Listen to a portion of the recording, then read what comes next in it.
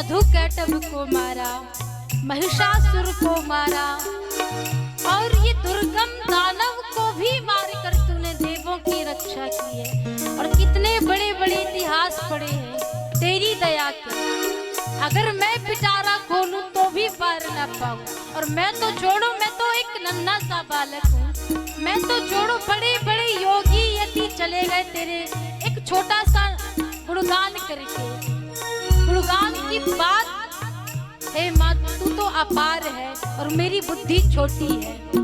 तेरी उस दया को लेकर आज मैं भी आया हूँ। भक्त कहता है मैं भी आया हूँ आपके दर पे, मैं भी आया हूँ आपके दर पे, मैं भी आया हूँ आपके दर पे।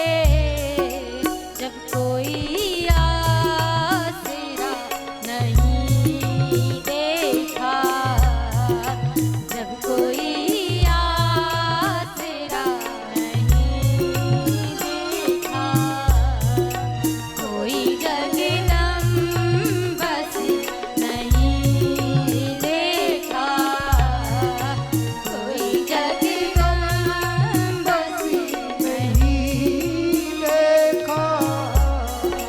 जो भी देखा है बेवफा देखा, जो भी देखा है बेवफा देखा, जो भी देखा है बेवफा देखा, कोई जगदम्ब से नहीं देखा, कोई जगदम्ब से नहीं देखा, कोई जगदम्ब से नहीं देखा।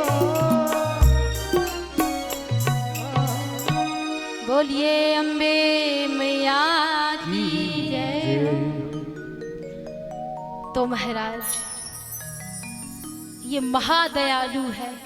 अभी सुना ना आपने, कितने सारे भक्तों को व्यथित देखकर माँ भी रोई। हम पर भी करुणा बरसाएगी। हम जाने तो सही माँ कैसे कृपा बरसाती है। बस पात्र में कमी है। किसी के पास अगर हम जल लेने के लिए जाएं तो छोटे मोटे बर्तन ले जाते हैं, कभी छोटे कभी बड़े। अगर हम बड़ा पात्र ले जाएंगे तो जल अधिक आएगा, और अगर छोटा सा पात्र ले जाएंगे तो उसमें जल कम आएगा। इसी प्रकार हमारा भी एक पात्र है, और वह पात्र का नाम क्या है? हृदय। हृदय रूपी अगर हमारा हृदय सबके प्रति विशाल है तो माँ उस पर विशेष कृपा करेगी। कृपा सब पर कर रही है माँ, बराबर कृपा।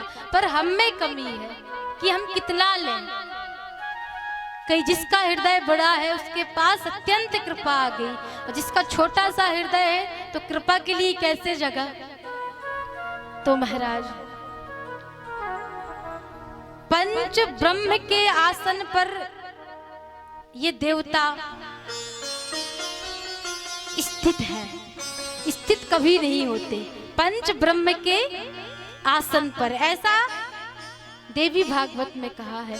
इसका अर्थात है इन पंच देवों के अतिरिक्त उनका अतिक्रमण करके उनके अधिष्ठाता के रूप में अपना प्रभाव स्थापित करने में कोई अन्य देवता समर्थ नहीं है। अब 5 देवता की बात आती है, तो जो 5 जो देवता है ना, उनका स्थान कोई भी नहीं ले सकता। तो महाराज जैसे कि सूर्य का स्थान कोई नहीं ले सकता।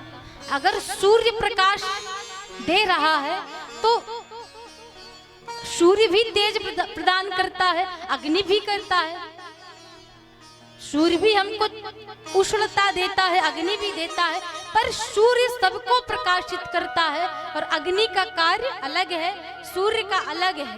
इसी प्रकार कोई भी देवता किसी का स्थान नहीं ले सकते। ये देवी पुराण में कहा गया है। और देवी भागवत में बड़ी सुंदर बात कही है कि जो मनुष्य, बड़ी ज्ञान की बात है, ध्यान से सुनना, कि जो मनुष्य जिस किसी भी बहाने भले सोते बैठते अथवा चलते समय भगवती का निरंतर कीर्तन करता है, वह सांसारिक बंधनों से निश्चित ही छूट जाता है। हमें एक बीमारी है, माना कि कई तन से बीमार होते हैं, पर मानसिक बीमारी सबको लगी है। और कौन सी बीमारी है वो? मन की बीमारी। हमको एक बीमारी है कि हम एक ही बात कहते हैं, हम संसारी हैं जी, हमसे कुछ हो नहीं पाएगा, हमसे भक्ति नहीं हो पाएगी क्योंकि हम संसारिक हैं, यही आप कहते हो ना। लेकिन देवी भागवत इस बात को, आपकी इस बात को, इस गलत धारणा को नकारती है। देवी पुराण कहती है ये बिल्कुल गलत है। आपने अपने आप को संसारिक मान लिया है, पर संसार बनाने वाले माँ भगवती ने सबको संसार में रहने की अनुमति दी है। हमारे लिए संसार बना है, हमारे लिए संसार बना है, पर हम संसार के लिए नहीं बने। ये बड़ी बात है। हमने अपने आप को गर्त में गिराया है, दलदल में गिराया है। ये हमारी गलती है, ये हमारी भूल है। अगर एक एक व्यक्ति नियम के अनुसार चले ना, तो सबका अपने आप उद्धार हो जाएगा। इस संसार में सभी भक्त बन जाएंगे। बस एक हमारी भूल है कि इतना गिरा हुआ हमने अपने आप को मान लिया। वैसे तो कई अवगुण हम में भरे हैं और खुद को इतना स्वयं को गिरा लिया है, अपने आप को इतना संसारिक मान लिया है कि माँ की आराधना करना ही छोड़ दिया। कभी ये बात दिल से सोची है आपने कि हम अपने आप को संसारिक कहते हैं? अपने आप को कभी भक्त कहा है कि माँ तू अपने चरणों में ले ले, थोड़ी सी जगह मुझे भी दे दे? कभी कहा है इस बात को? नहीं। अपने मुख से 1000 बार आप कह गए होंगे, अरे जी हमसे ये भक्ति नहीं होगी, हम संसारिक हैं। पर देवी पुराण कहती है आप चलते भगवती का नाम लो, उठते लो, बैठते लो, जागते लो, सोते लो, निंदा करने के लिए हमारे पास काफी समय है, बहुत लंबे तक समय मिल जाएगा। पर कथा के पंडाल में बैठने के लिए 3 घंटे ही महंगे पड़ते हैं कई को। तो कई बार जगह पर बिल्कुल उठना बैठना, उठने बैठने की इच्छा होती है, और कई व्यक्ति को हम देखते हैं सीधा भगवान की तरफ पैर करके बैठ जाते हैं, इतना आप दुखी हो जाते हैं, लगता है कि माँ ने इसको धकेल कर पहुंचाया है, कृपा जबरन की है। और कभी ऐसा नहीं करना चाहिए कि माँ भगवती के सामने लंबे पैर करके बैठ जाएं। और कुछ लोग तो आराम से निद्रा भर सोते हैं। बताइए, ये 9 दिनों का हमको अमूल्य समय मिला है, और उस पर भी 3-3 घंटे का हमको समय मिला है, और उस पर भी हमने ये अच्छा अमूल्य समय को गवा दिया। ये हमारी आपकी मूर्खता है। कुछ लोग क्या करते हैं, सारे नियम ही खो दिए। और कुछ लोग क्या करते हैं जानते हैं, पंडाल के जो व्यासपीठ के पीछे कथा सुनते हैं, ये भी अपराध है। व्यासपीठ के पीछे बैठना भी अपराध है। मतलब आपने कथा नहीं सुनी, कथा की चोरी की है। आपने भागवत में सुना होगा ना, जब पार्वती मैया को शिव जी कथा सुना रहे थे, तब एक शुक था जो राधा रानी का भेजा हुआ था, पर वह शुक ने कहां पर कथा सुनी थी, तो कहा पीछे बैठकर। जब भगवती पार्वती समाधिष्ट हो गई थी, तब हाँ का जवाब देना छोड़ दिया और समाधिष्ट हो गई, रासलीला में प्रवेश कर गई ना, तब जाकर हाँ का प्रयोग कौन कर रहा था, तो कहा सुखदेव जी। वही शुक तोता हाँ का प्रयोग कर रहा था, हाँ हाँ, और यहाँ पर शिव जी कथा सुना रहे हैं। और जैसे ही कथा पूरी हुई तो शिव जी ने बड़ी जोर से जयकारा लगाई, बोलिए वृंदावन बिहारी लाल की। तभी माँ की समाधि टूटी और माँ देखने लगी, हाँ प्रभु आगे रास्ते में क्या हुआ। तब शिवजी ने कहा, अरे देवी आप तो समाधिष्ट हो गई थी, पर हाँ का जवाब किसने दिया। जैसे ही शिवजी ने देखा कि पीछे से एक तोता उड़ा है, तब शिवजी को अत्यंत क्रोध आया और शिवजी त्रिशूल लेकर के भाग गए, उसके पीछे दौड़ने लगे। आज मैं तेरा वध कर दूंगा, क्योंकि तूने कथा नहीं सुनी, चोरी की। अगर तू सामने बैठकर कथा सुनता तो बात बन सकती थी, लेकिन तूने कथा को पीछे बैठकर सुना है, इसलिए सुखदेव जी पर, वह तोता पर शिवजी दौड़ पड़े। तब महाराज व्यास जी के पास जाकर के वह शुक्र व्यास की पत्नी के गर्भ में समाहित हो गए। तब यहाँ पर व्यास जी ने कहा कि आप क्यों दौड़ रहे हो। तो महाराज शिव जी कहते हैं, अभी अभी तोता गर्भ में गया है, उसे बाहर निकालो। लेकिन तोता बाहर निकलने का नाम ही नहीं लेता। बोले उसको बाहर निकालो। व्यास जी ने पूछा क्यों बाहर निकाला जाए। बोले क्या किया है उसने। बोले उसने अपराध किया है। बोले कौन सा अपराध किया है। बोले जब मैं अमर कथा कह रहा था तब वह उसने चोरी की है, पीछे से बैठकर कथा सुना है। तब व्यास जी ने कहा कि छोड़ो भी प्रभु, आप कह रहे हो कि मैंने उसको अमर कथा सुनाया है, उसने अमर कथा सुन ली और फिर आप कहते हैं कि मैं उसका वध कर दूंगा। तो भोलेनाथ वो तो हो गया अमर, अब अमर का वध कैसे किया जाए। तब महादेव बड़े प्रसन्न हुए और जानते हो वो शुक और कोई नहीं था, राधा रानी का शिष्य था और साक्षात शिव जी का ही स्वरूप था। तो हमें सीख देने के लिए स्वयं सुखदेव जी ने ये अभ्यास किया कि मैं स्वयं शिव होकर भी कथा पीछे बैठकर नहीं सुनता, मेरी भी चोरी मानी जाएगी। आजकल का संसारिक प्राणी सुविधा देखता है, कथाओं तो कम सुनेगा पर सुविधा चाहिए उसको, बैठने उठने की सारी सुविधा होनी चाहिए। लेकिन महाराज पुराणों में एक एक नियम है श्रोताओं के लिए। तो महाराज कुछ करो ना करो जीवन में, माँ का नाम लो, क्योंकि कलयुग केवल नाम आधारा और सुमर सुमर नर उतर ही पारा। केवल भगवान का नाम, केवल माँ का नाम ही इस कलयुग में हमें पार लगा सकता है।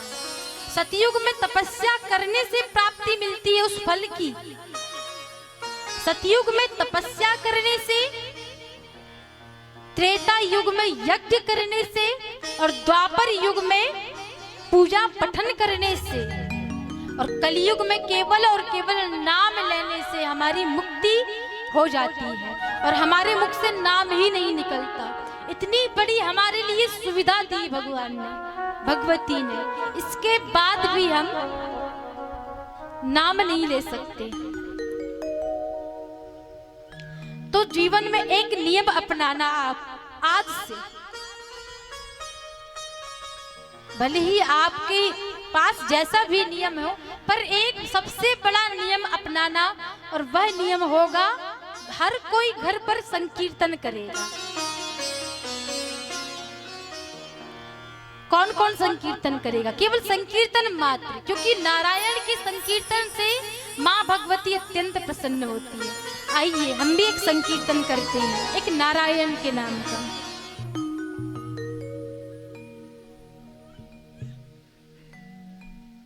जय राधा माधव, जय कुंज बिहारी, जय राधा माधव, जय कुंज बिहारी, जय राधा। दोनों हाथ उठा के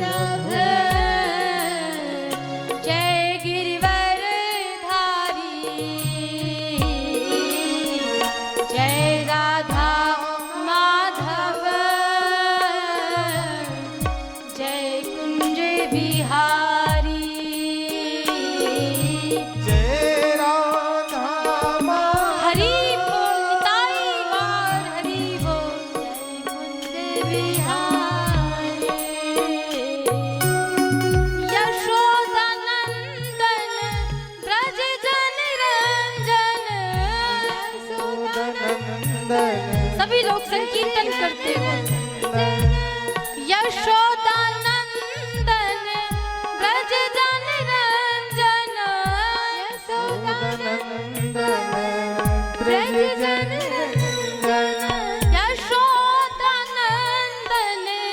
ब्रज जन रंजन यशोदानंदन ब्रज जन रंजन यमुना तीर वनचारी जय राधा माधव जय कुंज बिहारी चलो हाथ उठाकर हरि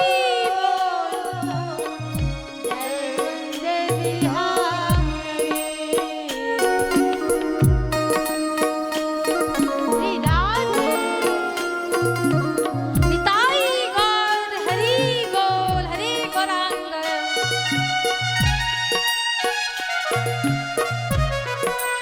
सभी लोग दोनों हाथ उठा करके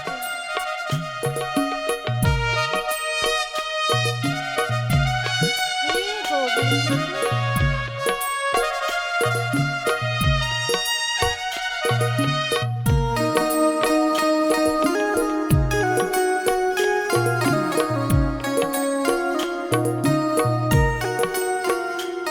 जय राधा माधव जय कुंज बिहारी हे राधा माधव जय कुंज बिहारी जय गोपी जन वल्लभ जय गोपी जय वल्लभ जय गोपी जन वल्लभ जय गिरिवर धारी जय राधा माधव जय गिरिवर धारी चलो हाथ खड़ा करके हरे कृष्णा कृष्णा कृष्णा हरे हरे हरे रामा रामा रामा हरे हरे हरे कृष्णा कृष्ण दोनों हाथ उठा के हरी हरी हरे हरे रामा हरे रामा रामा रामा हरे हरे हरे कृष्णा कृष्णा कृष्णा हरे हरे हरे रामा रामा रामा हरे हरे हरे कृष्णा दोनों हाथ उठा करके नाम संकीर्तन करते हुए सभी लोग हरि बोल हरे हरे सभी गाइए राम राम हरे हरे हरे कृष्णा कृष्णा कृष्णा हरे हरे हरे रामा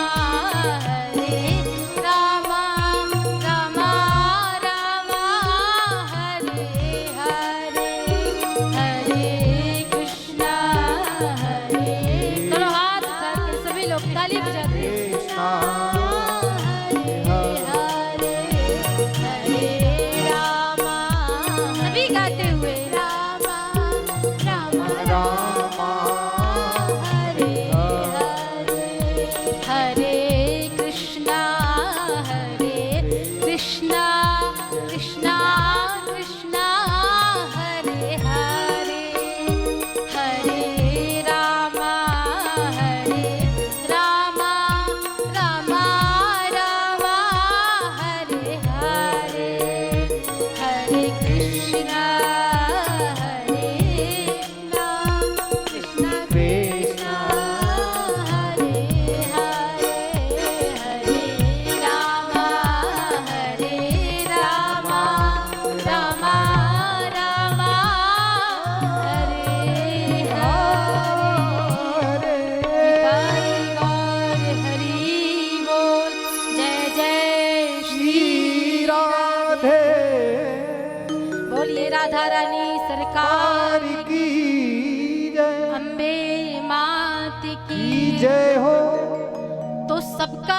ही संकल्प हो, घर में नाम हरि संकीर्तन होना चाहिए, क्योंकि भगवती को नारायण के नाम का संकीर्तन हो जाए जिस घर पर, तो भगवती प्रसन्न हो जाती है। बस हरे कृष्ण कृष्ण कृष्ण हरे हरे, हरे राम राम राम हरे हरे।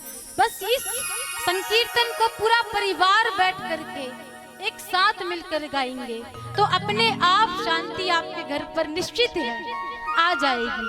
बस आप ये बीड़ा उठा करके देखिए कि सारा परिवार भगवान के सामने, भगवती के सामने बैठ जाए। जिसके पास झांझ है, मंजीरा है, तो सारा अपना संकीर्तन करने में सब लग जाए। शाम के समय, शाम सुबह एक समय भी हो तो चलेगा, तो भगवती प्रसन्न हो जाएगी। तो महाराज आगे व्यास जी ने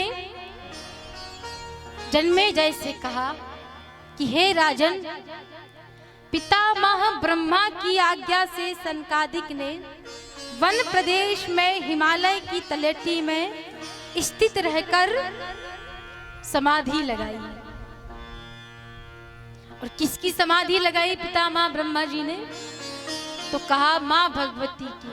और कौन सा मंत्र का उच्चारण किया इन्होंने? माया बीज। माया बीज अर्थात भुवनेश्वरी के मंत्र का जाप किया और मां भगवती की आराधना करने लगे। और आइए अब हम सुनते हैं शक्ति पीठों की उत्पत्ति की कथा। तो शिवजी का विवाह किससे हुआ? प्रथम विवाह सती। तो भगवती सती से शिवजी का विवाह हुआ है। अब महाराज एक बार क्या हुआ, प्रजापति दक्ष की कन्या के रूप में मां भगवती ने अवतार लिया और शिवजी की अर्धांगिनी बन गई। पर एक बार प्रजापति ने सभी सभा को बुलाया, एक सभा लगाया, तो सारे देवता वहां पर उपस्थित हुए। ब्रह्मा विष्णु महेश सब आए, पहले ही जाकर सभा में बैठ गए। इसके पश्चात आए दक्ष, प्रजापति दक्ष। उनका सम्मान सभी ऋषि देवता सब ब्राह्मणों ने किया, पर तीन देवता खड़े नहीं हुए। ब्रह्मा जी इसलिए खड़े नहीं हुए क्योंकि दक्ष उनका पुत्र है, और नारायण इसलिए खड़े नहीं हुए क्योंकि नारायण प्रजापति दक्ष के आराध्य हैं, इसीलिए खड़े नहीं हुए। लेकिन इतनी बड़ी समाज में हमारे शिवजी भी खड़े नहीं हुए। जो नारायण करेंगे वो भोलेनाथ करेंगे, ये तो स्वाभाविक है। पर हमारे बाबा जहां पर भी जाए समाधि हो जाते हैं, जहां पर भी जाए भगवती का स्मरण करते हैं। आपकी तरह थोड़ी ना किसी के शादी विवाह में चले जाए तो केवल बिल्कुल संसार में रम जाए। इतने बड़े संसारी भी मत बनिए जी, कुछ अपना जीवन के लिए सोचिए। आपका जीवन कोई पड़ोसी नहीं जी लेगा। जिसकी विवाह में आप गए हैं ना, वो आपकी जिंदगी पूरी नहीं कर देगा। मरना तो आपको ही पड़ेगा, ना कि जिसका विवाह में आप गए हैं उसको। वो तो बेचारा आ जाएगा आपकी शमशान में मिट्टी देने के लिए, पर आपके कर्मों को पूर्ति के लिए तो नहीं आ जाएगा ना। आप कहते हो खाली हाथ गया था, खाली हाथ जाएंगे, बस हो गया काम। पर इस बात को हम बिल्कुल नहीं मानते। आप कहते हो कि खाली हाथ आए थे, खाली हाथ जाएंगे, पर नहीं। आपने कर्मों का बोझ लेकर यहाँ पर आए थे, खाली हाथ नहीं आए थे। कर्म के कारण आप इस योनि में जन्म लिए हो, कर्म लेकर आए थे और कर्म को लेकर ही जाओगे, ये बात तो निश्चित है। लेकिन हमारे भोलेनाथ से थोड़ी शिक्षा प्राप्त कर लीजिए। लोगों ने क्या शिक्षा प्राप्त की है पता? भोलेनाथ से। हमारे बाबा गांजा पीते हैं, भांग लगाते हैं, ये सब भ्रांति है आपके मन की। बाबा कभी गांजा नहीं पीते, चरस नहीं पीते, धूम्रपान नहीं करते। जो आपने भोलेनाथ के नाम पर जो ढोंग रचा है, सीधी बात कही जाए, भोलेनाथ से यदि सीखना है ना, तो माँ की समाधि लगाना सीखिए। भोलेनाथ ने कभी गांजा नहीं पिया, कभी चरस नहीं खाया, कभी धूम्रपान नहीं किया बाबा ने। जो आप भोलेनाथ के नाम पर ये ढोंग रचाते हैं।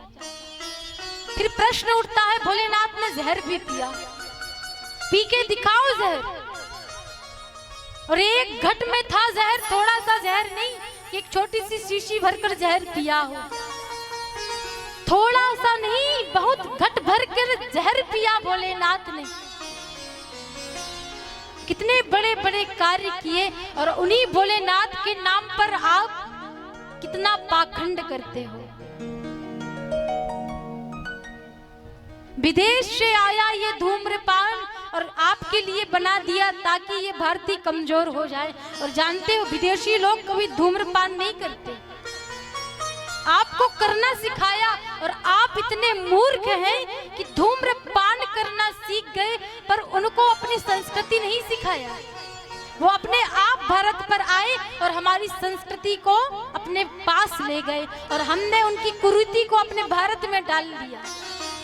ये शराब, मदिरा, धूम्रपान ये हमारी भारतीय संस्कृति न थी, न है और न रहेगी। ये विदेशी परंपरा है। कृपया भोलेनाथ से एक ही बात सीखो। सारी बात तो आप सीख नहीं पाएंगे, इतनी बड़ी बड़ी है उनके पास। इतनी बड़ी सभा में राजा दक्ष की जो प्रजापति हो गए हैं, प्रजापति दक्ष की सभा पर भोलेनाथ बैठे हैं और माँ के नाम की वहीं पर समाधि लग गई। 4 जनता बैठी है। अब यहाँ पर प्रजापति दक्ष को बुरा लग गया। भोलेनाथ ने सोचा लग जाने दो, पर दुनिया चाहे रूठे, मेरी माँ ना मुझसे रूठे। हमारे भोलेनाथ का यही सिद्धांत है। दक्ष को बुरा लगा। दक्ष ने अपमान किया भरी सभा में भोलेनाथ का, क्योंकि तुम मेरे जमाता हो, पुत्र समान हो, और तुम खड़े नहीं हुए। ये अपमान सी बात लग गई प्रजापति दक्ष को। और महाराज यहाँ पर प्रजापति दक्ष भोलेनाथ को उल्टा सीधा शब्द सुनाने लगा। भोलेनाथ मौन है, जो सह गया वो जी गया। इतनी बड़ी बड़ी बात आप सीखना चाहते हैं भोलेनाथ के नाम पर, तो समाज की बात सहना क्यों नहीं सीखते? सामने वाला ने कुछ 2 शब्द क्या कह दिया, आपके हृदय में आग लग जाती है। यहाँ पर तो बड़ी बड़ी बात प्रजापति दक्ष ने कहा, पर भोलेनाथ मौन है, मुस्का दिए, तू बोल। लेकिन महाराज शिव के गण टूट पड़े। तुम हमारे स्वामी को कुछ नहीं कह सकते।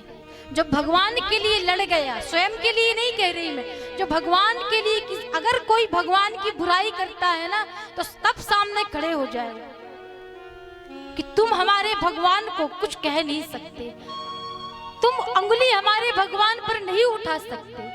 शिवगण खड़े हो गए और महाराज भयंकर कोलाहल मच गया। तब भोलेनाथ ने कहा नंदी से, सबको लेकर के कैलाश पर्वत पर आए। उसी बैर के कारण प्रजापति दक्ष ने एक बहुत बड़ा बैर ठान लिया महादेव से। और महाराज प्रजापति दक्ष के मन में आया कि अब मैं एक यज्ञ रचूंगा, विशाल यज्ञ करूंगा। सभी देवी देवताओं को आमंत्रित कर दिया, नारायण को बुलाया, ब्रह्मा को बुलाया, लेकिन महादेव से बुराई ठान ली और उसी बैर के कारण महादेव को आमंत्रित नहीं किया। महादेव सब समझ गए। भगवती सती को ये बात पता चली कि मेरे पिताजी ने यज्ञ रचा है। अपने स्वामी के पास गई, चरणों में प्रार्थना की, स्वामी हे नाथ, मैं अपने पिता के घर जाना चाहती हूँ। यहाँ वहां पर मेरे पिता ने यज्ञ रचा है, तो आप भी मेरे साथ चलिए। भोलेनाथ ने इनकार कर दिया, सती नहीं मानी। पुनः मनाया, सती नहीं मानी। पर सती को सारी सच्चाई बताई कि नहीं सती, वहां जाना आपका अपमान होगा, मैं तो जाऊंगा ही नहीं, आप भी मत जाओ, आपका अपमान होगा ये निश्चित है। सती नहीं मानी, सती ने अपने ही पति की बात का उल्लंघन किया और कहने लगी, स्वामी मुझे आज्ञा दीजिए, मैं जाऊंगी, मेरे पिता के घर में यज्ञ रचा है। तब शिव जी को लगा कि कुछ ना कुछ तो अनहोनी होने वाली है। भगवती की लीला को शिव जी मन में सोचते हैं, मैं भी नहीं जान पाता। तब महाराज 2-4 गणों को भगवती सती के पीछे भेज दिया और वहां पर भगवती सती पहुंची और पहुंचते ही क्या देखा, केवल माँ मिली, सादर भले ही मिली एक माता, भगिनी मिली बहुत मुस्काता। कुछ भगिनी ने सम्मान किया, भगिनी अर्थात बहन, तो कुछ बहनों ने सम्मान किया, कुछ ने हंसी का पात्र बना दिया कि बिना बुलाए आ गई। अब महाराज माँ तो माँ होती है, माँ ने सम्मान किया, अरे सती तू आ गई, अच्छा किया, आके चल यज्ञशाला में चल। अब सती ने यज्ञशाला में प्रवेश किया तो चारों ओर देखने लगी तो कहीं भी शिव जी का स्थान न देखा। ब्रह्मा का स्थान है, विष्णु का स्थान है, यहाँ तक सभी छोटे बड़े देवी और देवताओं का स्थान है, ऋषि मुनियों का स्थान है, लेकिन कहीं भी सती ने ये नहीं देखा कि उनके महादेव का स्थान है। जब नहीं देखा तो अत्यंत क्रोधित होकर कहने लगी, हे पिताजी, मैं आपसे पूछना चाहती हूँ, क्या आप मेरे पति शिव जी का स्थान देना भूल गए? तो मैं याद दिलाती हूँ, आप अभी भी समय है, आप मेरे पति का स्थान दे दो। पर महाराज यह बात को सुनकर दक्ष कहने लगा, अरे कन्या, अब पराई सी बात करने लगा, अरे कन्या तुझे किसने बुलाया? अपनी ही बेटी से प्रश्न करता है, तुझे किसने बुलाया है यहाँ पर, तू दौड़ी चली आई? मैंने तो तुझे आमंत्रित नहीं किया था ना। अब महाराज जैसे ही सती ने सुना, अच्छा आपने मुझे आमंत्रित नहीं किया था, वहां तक तो सब सही था पिताजी, लेकिन आपने मेरे पति का अपमान किया है। अब माँ भगवती ने बड़ा रौद्र रूप को धारण किया है और अत्यंत उग्र स्वर में बोल पड़ी, रे दक्ष, ना मैं किसी की कन्या हूँ, ना मैं किसी की पुत्री हूँ, ना मैं किसी की बहन हूँ, मैं एक शक्ति हूँ, शक्ति। तुमने मेरा पति का अपमान किया है, तुम्हारे शरीर से मेरा शरीर का निर्माण हुआ है, इसलिए है दक्ष, मैं तुझे शाप नहीं देती, लेकिन हाँ इस शरीर को नष्ट अवश्य कर लूंगी। अग्निदेव ने हाथ जोड़ लिया कि माँ, आपको अपने में समाने का सामर्थ्य मुझ में नहीं है। तभी भगवती पराम्बा सती ने एक दिव्य स्वरूप धारण किया और योग अग्नि से अपने ही शरीर को भस्म कर लिया।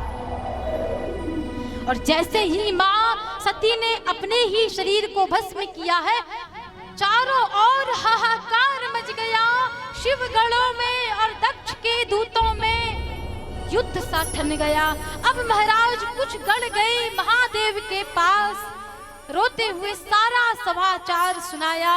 जैसे महादेव ने सुना, अत्यंत विलाप करने लगे। जानते हो, भोलेनाथ ने इतना प्रेम कभी किसी से नहीं किया जितना प्रेम सती से किया। शिव पुराण के अनुसार ये बात कही गई है, इतना प्रेम तो महादेव पार्वती से भी नहीं किया, उनके अनेक स्वरूपों से भी नहीं किया। ये शिव पुराण की बातें हैं, लेकिन यहाँ पर भगवान शिव जी सती से इतना प्रेम करते हैं। जैसे ही सती ने स्वयं के शरीर को नष्ट किया तो महाराज भोलेनाथ अत्यंत विलाप करने लग गए और हाहाकार मच गया। अपनी ही जटा को निकाल दिया और जमीन पर पटक दी और तांडव करने लगे महादेव। उसी समय से महादेव ने तांडव आरंभ किया है, जब से सती ने अपनी देह को नष्ट किया है। अब महाराज चारों ओर हाहाकार मचने लग गया। शिव जी ने वीरभद्र से कहा, जो जटाओं से उत्पन्न हुआ है, उससे कहा कि जाओ आज पहली बार शिव जी ने कहा है कि प्रजापति दक्ष का अंत कर दो। अब महाराज वीरभद्र गए अपनी सेना को लेकर के, जिसने जिस प्रकार से सती का उपहास किया था, जिसने दांत दिखाकर किए थे उसके दांत तोड़ दिए गए, जिसने दाढ़ी पर हाथ फेरा था ना उसकी दाढ़ी उखेड़ दी गई, जिसने हाथ दिखा करके इशारा किया था उसके हाथ तोड़ दिए गए। वहां पर किसी शिव के गणों ने कोई ऋषि को जाना ना मुनि को जाना, जिसने जो हरकतें की सबका अंत किया। उसी समय महाराज वीरभद्र ने अत्यंत क्रोध होकर के प्रजापति दक्ष के पास गए और प्रजापति की गर्दन को धड़ से अलग करके अग्नि कुंड में यज्ञशाला में स्वाहा कर दिया और कह दिया कि लो हो गई पूर्ण आहुति। अब महाराज जैसे ही दक्ष मरा, दक्ष का निधन हुआ, सारा समाज में हल्ला मच गया। तब ब्रह्मा जी ने शिव जी की स्तुति की है और शिव जी बड़े प्रसन्न हो गए। जानते हो शिव जी को अंदर अत्यंत दुख है, पर वह स्तुति से भक्त के लिए प्रसन्न हो गए। जैसी माँ है ना वैसे महादेव है। तब महाराज दक्ष को जीवित किया गया, पुनः यज्ञ संपन्न हुआ। लेकिन जो शरीर था ना माँ भगवती सती का, शिव जी ने बहुत दिनों तक उस शरीर को हाथ में लिए भ्रमण करने लगे, रोते हुए बिलखते हुए। बहुत दिनों तक जोगी का सा वेश धारण कर लिया महादेव ने। उसी समय माँ भगवती की प्रेरणा से नारायण ने देखा कि महादेव अत्यंत दुखी है। तभी महादेव को दुखी जान करके नारायण ने अपने चक्र सुदर्शन को आदेश दिया, जाओ सती के शरीर को खंड खंड कर दो, ताकि हमारे महादेव जो वैराग्य धारण किए हैं उनके हृदय में कुछ शांति हो सके। अब महाराज नारायण की आज्ञा को पाकर चक्र गया और सती के शरीर के खंड खंड कर देने लगा और खंड खंड कर दिए। जहां पर सती माँ भगवती का हार गिरा वह स्थान था मैहर, और उसी हार से माँ शारदा की उत्पत्ति हुई। बोलिए शारदा मैया की जय। जहां पर माँ के नेत्र गिरे वो नैना देवी बन गई, और जहां पर भगवती की जिव्या गिरी वो ज्वाला देवी बन गई। आज भी आप जाना ज्वाला मैया के दर्शन करने के लिए। ज्योत तो है, स्वतः प्रकट है ज्योत का, लेकिन वह ज्योत एकदम शीतल है, आप उसे छू सकते हैं, इतनी शीतल है। तो महाराज ये है शक्ति पीठों की कथा। चंद्रभागा नदी के तट पर कला देवी है, आक्षोद क्षेत्र में शिव धारणी है, बेड़ी नदी के किनारे अमृता है, बद्री वन में उर्वशी के नाम पर माँ भगवती है। अब माँ भगवती के अनेकों नेक रूप कहे गए हैं। निर्भय होकर प्रेम से, भगवती के तो सहस्त्र नाम है, क्या गिन पाएंगे आप? बताइए। और 108 भगवती के पीठ हैं, शक्ति पीठ कहे गए हैं 108। वही काली, वही दुर्गा, वही षष्ठी, वही सब कुछ, वही ज्वाला, वही नैना, वही विशालाक्षी, वही राधा, वही रुक्मणी, वही सीता, वही पार्वती, वही सती, कोई अंतर नहीं है। ये माँ भुवनेश्वरी की कला है, उनके अंश है, अंश मात्र है, जिनकी हम आप पूजा करते हैं।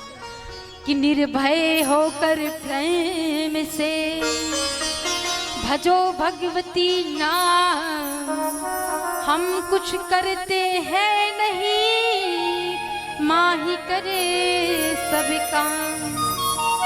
सबसे बड़ी बात, माँ की लीला अगाध है। हम तो कुछ करने में सामर्थ्य है नहीं, सब कुछ तो वही करती है। आगे की कथा आती है तारकासुर। ये बड़ा असुर हुआ है, इसने वरदान में मांगा है कि मैं शिवजी के पुत्र के द्वारा ही मेरी मृत्यु हो। इसने भी आतंक मचाया। देवता पुनः भगवान की शरण में गए, माँ भगवती का स्तवन किया गया। फिर महाराज जैसे ही माँ भगवती का स्तवन किया गया, वंदन किया गया, तब जाकर के माँ भगवती ने कहा कि मेरा जो स्वरूप है सती का, वही स्वरूप हिमालय के घर पर मैं पुत्री के रूप में जन्म लूंगी, मेरा अवतार होगा। हिमालय ने भी स्तुति किया था माँ की। और माँ ने कहा कि मेरा अवतार पार्वती के रूप में होना है और शिव के और मेरी एक संतान होगी जिसका नाम होगा कार्तिकेय, और कार्तिकेय के द्वारा तारकासुर का वध होगा। और वास्तव में यही हुआ। माँ भगवती वही सती पार्वती के रूप में आई और शिवजी से उनका विवाह हुआ। और विवाह हुआ, इसके पश्चात उनकी संतान हुई जिनका नाम है कार्तिकेय। और कार्तिकेय के द्वारा तारकासुर का वध हुआ है। तो ये है भगवती की कृपा, जो एक इशारा पर हमारा सारा जीवन बदल देती है। बस उसका छोटा सा इशारा हमारे लिए काफी है। बोलिए जगत जननी मैया की।